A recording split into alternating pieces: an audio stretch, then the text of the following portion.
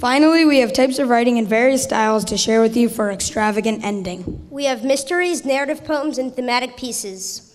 But stay tuned, because after these last pieces, we'll be giving out some showcase awards. And a quick announcement, students, when you come up here, do not wait for the other person to get off the stage. We are running low on time, so try to get on the stage as soon as the other person is finished. Thank you. This is my setting piece about Rest Haven. Leave behind your life and come meet my 26 wives. Let go of society, come live with no electricity. No crowded streets, just relax. Speak with poetry, not boring facts. Everyone here will be your friend as long as our traditions don't meet an end. But this safe haven comes with a price. No one leaves those gates alive. We have our own very strict ways so that once you're accepted, you must stay. But if we think that you're a witch, if we get cursed with evil twins, you will meet your end and we'll feed you to the fish. Come live with no electricity, let go of society, come meet my 26 wives, but you have to give us your life. My poem is named Chess, and it's, okay, so. On a steel mesh table in the park, a chess set sits from dawn to dark. All set up, both black and white, 2 steel mesh chairs on either side. An old man sits in one of the chairs, no one to play with, only air. His mouth and eyes shut tight with care, a straw hat hides his whitened hair. The people say he isn't dead, just waiting for a willing friend to sit down with him and play the game that's earned itself an amount of fame. Rooks and bishops, kings and queens, the knights on horses, armor gleams. The pawns stand in front of all the rest, this signifies the game of chess. And so the old man sits there waiting for an answer questioned long before, if anyone will play with him, but now the sky is getting dim. As I walk home, I turn around, the man still sits there without a sound, at that steel mesh table and chestnut board on which opposing forces do not move forward. So as the sun sets, the man still waits for an opponent's friendly face, but no one sits down, no one debates whether or not they should embrace the chance to make a brand new friend and maybe just a chance to win. Friendship makes a difference in everybody's youth, a voice in your head, a butterfly in your chest. Don't you think it's ironic how friends share everything, sweaters, secret sweets, best friends for every week? Then we fight over stupid things, then make up the next day. You may be friends for life or break up the next day. Maybe I have better reasons. Poems of lovers say they tell the truth of the moonlight lighting their eyes. But honestly, if the moon made light, I could believe it. Love screams out that it brings never-ending bliss, but every day love ceases to exist. Weird, how yet I say the same, but maybe I have better reasons. I fear the monsters under my bed. I fear the voices in my head. I fear the dog will eat my steak. I fear I'll drop the birthday cake. I fear the thunder and the rain. I fear the trip and fall in pain. I fear the last rose will die. I fear I'll burn the pumpkin pie. And what else do I fear? Let me begin again. I fear messing up in front of the boss. I fear my lunch money will get lost. I fear how Brussels sprouts would taste. I fear my hard work will be a waste. I fear thinking about another world war. I fear my career will be no more. Can I start over? Okay. Okay. Sorry. Okay. I fear messing up in front of the boss. I fear my lunch money will get lost. I fear how Brussels sprouts would taste. I fear my hard work will be a waste. I fear thinking about another world war. I fear my career will be no more. I fear I won't always stay on my feet. I fear I'll drown in quicksand, a foot deep. I fear I won't fulfill my dream. I fear I'll never be noticed or seen. I fear my life's work will follow one's fame. I fear fear itself. I pray and I pray. I fear the battles, the wars, and the tears. I fear that trouble is always near. I fear the horrors of the earth. Will they ever end? I fear that no, they won't, again and again. But when I fear these things, I look to the sky. I smile when I see the warm sunshine. I think happy days will come again. What else do I fear? Let me begin again. Good job, Chanel. This is my fear poem called Scream. Scream. I fear the spiders that crawl in the night. I fear the disease my friend's brother has to fight. I fear the plane I'm on will crash. I fear someone will think of me as trash. Scream. I fear the people I love will die. I fear a bully will make me cry. I fear I get hurt in a fight. I feel the teacher will not like what I write. Scream. I fear getting lost in the woods. I fear getting falsely accused of stealing goods. And what else do I fear? Let me begin again. This is my fear poem. I fear nothing. I fear the end of a day. I fear the rain on my party. I fear the party pooper. I fear the bear of bad news. I fear the endless dream. I feel that there is no true paradise. I fear that there are no more elites at Dick's. Most of all, I fear fear. What else do I fear? Let me begin again. Deep, dark forest. Strangers lurking in the dark, wild woods beyond the park. Deep, dark forest. The shadows turn into a man, running as fast as he can until he disappears again. Deep, dark forest. My stomach growls, something growls back. I wish I'd had my afternoon snack. The shadows close in around me, concealing many secrets. The only secret I want to crack is how to go on without turning back. And suddenly I see, up ahead of me, a ray of sunshine in the deep, dark forest. This is a poem titled Sherlock, because it's about Sherlock. I'm at the top and not coming down. I use my mind to find the clues. I notice when things are missing, like that pair of old shoes. I can easily beat the clock, for my deductions are on the spot.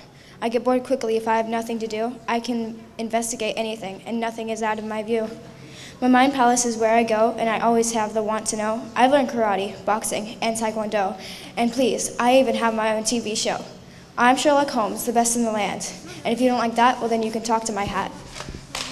My poem is called Death, and I wrote this in remembrance of my old dog Maggie, who died a few years ago. My final breath, taken away, underneath the peaceful evening sun. Not feeling tough, while my heart has break from beating. My life passed before my eyes. I peacefully fell asleep forever. This is my goodbye speech for Miss Rocket.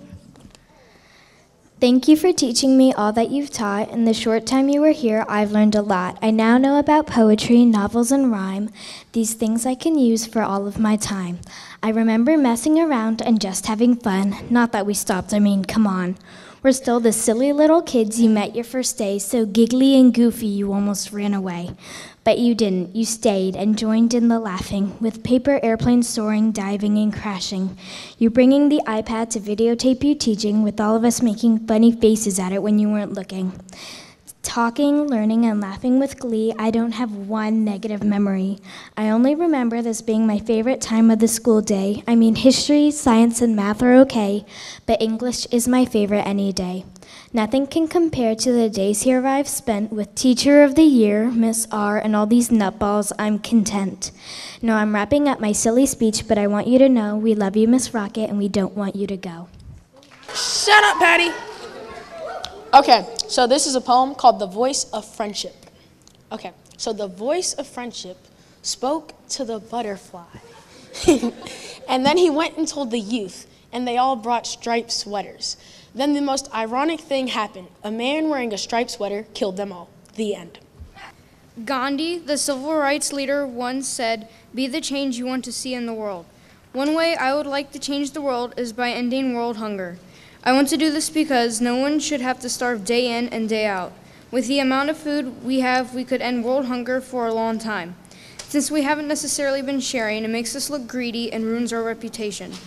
Although there are some who like to help, I think that if we all work together, it could make a bigger impact on the world. Now you're probably wondering, how in the world is a 12-year-old going to get food for poor people all around the world? Well, I have a pretty logical and solid plan, thought of my friend Varnum Bayless during our Water for South Sudan project. I'll first start with the school using a program or fundraiser, then have the school students and staff spread awareness across the county. Then once that happens, if I'm lucky to get the mayor or important city officials' attention, I can take the program across the state, then maybe even the whole country. You can probably guess what happens next. You're also probably wondering which countries I'll give the food to. Mainly any country that needs it, and just to name a few, let's say places like Iraq, Afghanistan, Iran, and other countries in Africa and Asia, which tend to need it the most. I would like to get the more respected and well-known countries to help out too, like Canada, Britain, France, Russia, and China, to name a few. I believe that if I do this and you do this with me, we will fulfill the destiny and prove Gandhi's quote, "Be the change you want to see in the world," really can come true. Special thanks to Ms. Brooks and Varnum Bayless. Be the change you want to see in the world, Gandhi wrote. When you look around and see something that you do not like, it is up to you to change it. When teachers would tell you it was not your mom who forgot to put your folder in your backpack, it was your fault. That gave you a little bit of an example of what this quote is talking about. You cannot rely on people to make the world a better place. You have to do it yourself. Each year, about 3.5 million people experience homelessness. Now, when you walk down the streets of New York or Washington, D.C., do you see all those men and women with signs? Truth is, everyone on that street sees those people, but do they help? No. I'm not saying this is about all people, but the general population doesn't help. When someone drops a paper in the hallway, do you see a large number of people reach down to help? I don't know about you, but I don't. When you walk into an animal shelter and see all of the dogs and cats locked up in cages, do you think about how sad it is? Most people do, but what most people don't think about is how hard it is to take care of the animals. My point is, I think that one of the biggest problems in the world is that people do not want to help each other. How is the human race supposed to survive if everyone excuses themselves from helping others? The thing is, it's not that hard to drop a couple dollars into a man's McDonald's cup he most likely took from the trash. It's not that hard to volunteer 1 or 2 hours a week, and it's definitely not that hard to pick up a single piece of paper off the ground. As a result, I think that others and I can make a change by doing these small tasks. Courage. Courage is the ability to face your fears. It is the ability to face death. And it is the ability to stand up to someone or something stronger than you. Courage will help you read that speech to the entire school, run inside a burning building and save someone, or even just take the trash out at night. Anyone can be courageous given the right circumstances and or support. Even the most cowardly of people can become courageous with just one big act of courage. Overall, courage is facing your fears and not letting them rule your life.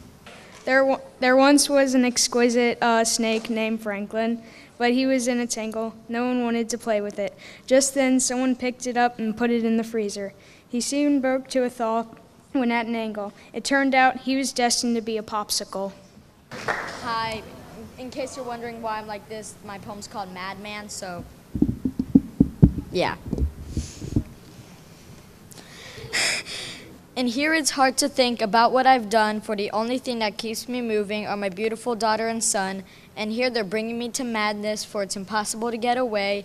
If I stay here any longer, I know I'll be insane. For stone walls don't make a prison, nor iron bars a cage. In this cell, they get into your mind and fill it with regretment and rage. It's not my fault I'm in this cell. I didn't get a say, but I haven't seen my children in years, and now they're grown up and away.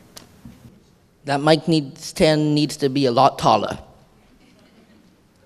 I want to stay a kid forever. I mean, why all the responsibility when it is okay to have no ability? So why grow up? When you worry about the economy, when you just need to have harmony, why would you want to grow up? Why have to work using hose when it is still okay to kill on your toes? Growing up seems like a hassle. Why deal with house beds when you could be outside playing with other kids? Can I stay a kid forever? Why worry about wars when you could be reading a story about magical boars? Do I have to grow up? I would have to stop playing in the rain, and if I grew up, what would I gain? Nothing but pain and economical strain.